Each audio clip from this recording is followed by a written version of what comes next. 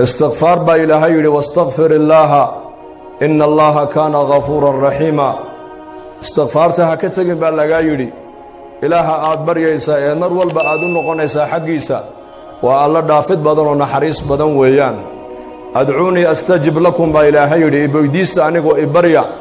أنيقو نوانينيقا أجيب يا دعاديني لئن شكرتم لأزيدنكم حدا نعمتي إذا إيقو الشكر دان با إلهي يري أنيقو نوانيني بيرينيا دنبيلا تهو مر والبا دنبي وكاسو دعيا marka istighfaarta ha ka tagin mar walba waxa tahay mid baahan baahidaada ilaahay u sheego ilaahay bari oo saacadaha ducada la aqbalay ducada ilaahay aqbalo ee ahadiista nabigeena kaleeyhi salaatu wasalaam nabigu noogu sheegay xilliga ilaahay bari oo baahidaada ilaahay u sheego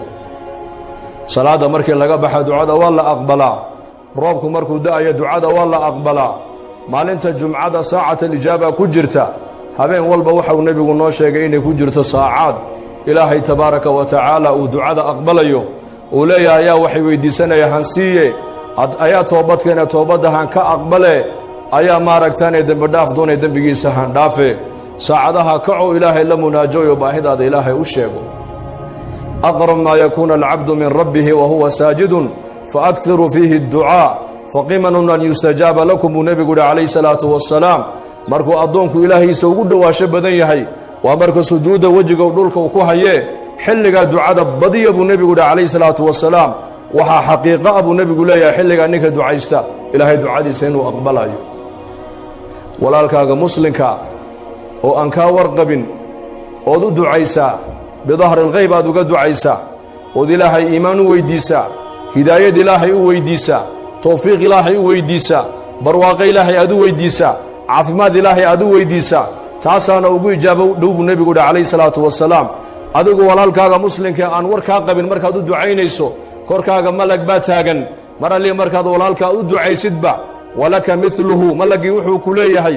aamin ilaahu ducada aqbal walaka mithluhu adiguna waxaad walaalka aad u tiri adigana annaka ku nidhiyo aamin dhabu ku leeyahay malagu ducadaadaas adiga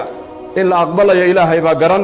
laakiin ducada malag waa mustajaabo weeyaan markaad walaalkaaga muslimka isagoon ka warqabin aad u ducaysid waxaad walaalka ilaahay aad u weydiisid adigana malag baa ducada tullamida kula dul taagan oo ilaahay ku baryaaya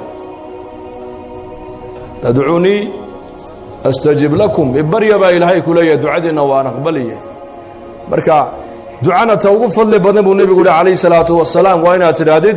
alxamdulillaahi rabbil aalamiin